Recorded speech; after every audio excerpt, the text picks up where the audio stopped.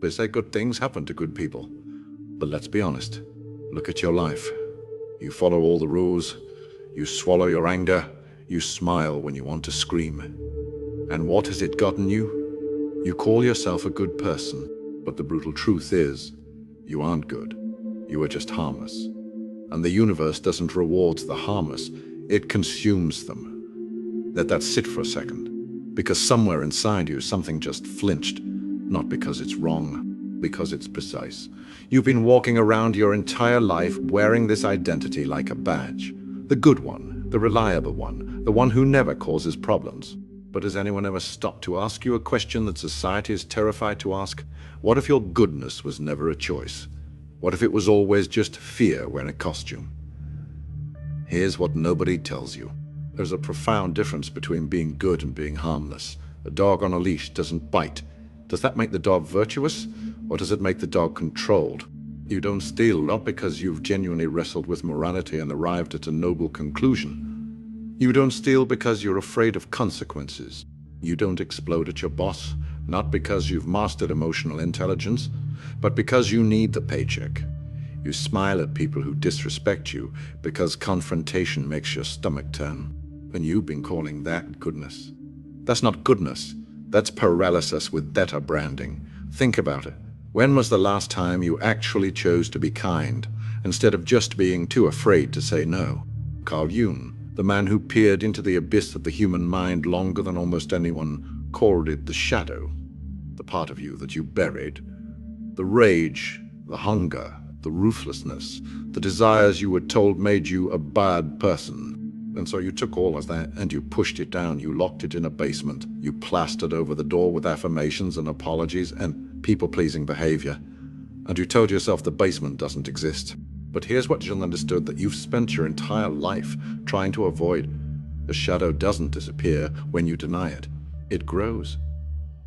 It metastasizes. And it controls you from the dark while you stand in the light, pretending to be free. The most dangerous people in any room are not the ones who rage openly. They're the ones who have looked at their own darkness, sat across the table from it, and made peace with what they saw. Those people have a gravitational pull you cannot explain and cannot resist. You've felt it. You've met someone like that. Someone who doesn't scramble for approval, who doesn't laugh at jokes that aren't funny, who speaks quietly because they don't need volume to be heard. And you walked away from that interaction slightly unsettled, slightly aware that you were in the presence of something you are not. You want to know what you are? You are palatable. You have spent your life engineering yourself to be easy to digest, easy to manage, easy to dismiss. You sand down your edges so nobody gets cut. And the tragedy, the real tragedy, is that in the process you also made yourself impossible to respect, not impossible to like. People like harmless things. They like decorative plants and background music, and colleagues who never push back. But liking is not the same as respecting. And deep down you already know this. Stop. Right now. How many times have you walked away from a conversation knowing you said the acceptable thing instead of the true thing? How many times have you absorbed an insult and repackaged it in your mind as patience? How many times have you mistaken your silence for dignity when it was actually surrender? Society has a vested interest in keeping you exactly where you are. A harmless population is an obedient population. From the moment you are old enough to understand punishment, you are being conditioned. Don't be too loud. Don't be too much. Be agreeable. Be grateful. Follow the rules and you'll be rewarded. But look around you. Look at who actually gets rewarded. It is not the most compliant. It is not the most selfless. The people who move through this world with real agency, real freedom, are the ones who understood a secret that polite society will never print on a motivational poster. Power does not flow toward the harmless. Power flows toward those who have made contact with their own capacity for harm and chosen consciously when to deploy it and when to restrain it. That distinction is everything. This is not a call to become destructive. This is a call to stop pretending the destruction isn't in you. Because it is. The anger is there. The appetite is there. The part of you that wants to stop being overlooked, stop being managed, stop being quietly consumed by people who sensed your harmlessness the moment you walked into the room. That part is very much alive. You've just been told your whole life that acknowledging it makes you a monster. It doesn't. Denying it makes you a puppet. Nietzsche wrote that what doesn't kill you makes you stronger, but people always miss the darker half of that truth. The reason it makes you stronger is not inspiration. It's because suffering forces you to confront what you are actually made of. The people who have been through genuine darkness and came out the other side, they don't perform goodness. They don't need to. They have tested themselves. They know their own interior. The rest of you are performing a character you've never interrogated. Ask yourself something uncomfortable.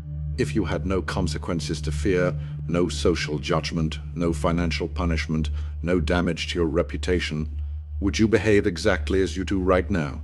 If the answer is yes, then you can claim something close to actual virtue. But if the answer makes you hesitate, then what you've been calling your moral code is actually just a risk assessment, and you've been passing it off as character.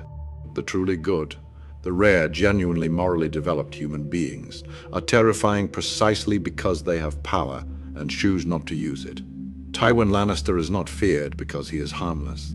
He is respected even by his enemies because everyone in the room understands he could end them and chooses not to. The restraint has weight because the capacity is real. Your restraint has no weight because you have convinced everyone, including yourself, that there is nothing being restrained. This is the illusion of goodness. It is a story you tell yourself so that the powerlessness feels like a choice, so the fear feels like wisdom, so the people-pleasing feels like generosity, so the silence feels like grace. Strip away the narrative and what remains is simple. You are afraid, and you have built an entire identity around the architecture of that fear and called it virtue.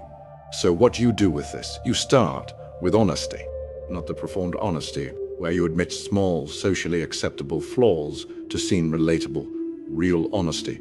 You go to the basement, you sit with what's down there, the envy you've been calling concern, the contempt you've been calling disappointment, the hunger you've been calling ambition, the rage you've been calling stress. You look at it directly. You don't act on all of it, but you stop pretending it isn't yours. Because the moment you integrate your shadow, the moment you stop outsourcing the dark parts of yourself to denial, something shifts. You stop needing approval because you've stopped lying to yourself. You stop people-pleasing because your sense of identity is no longer dependent on other people's comfort. You become, for the first time, someone with actual edges. And people feel edges. People respond to edges. Not always positively, but always honestly. And honest friction is worth more than comfortable invisibility. The world does not need more harmless people. The world is drowning in harmless people. What it needs, what you need, is someone who has done the interior work. Someone who has looked at the full spectrum of what they are capable of, claimed it, integrated it, and then made a conscious, deliberate decision about what kind of person to be. That is the only version of goodness that means anything. Everything else is just livestock with better manners.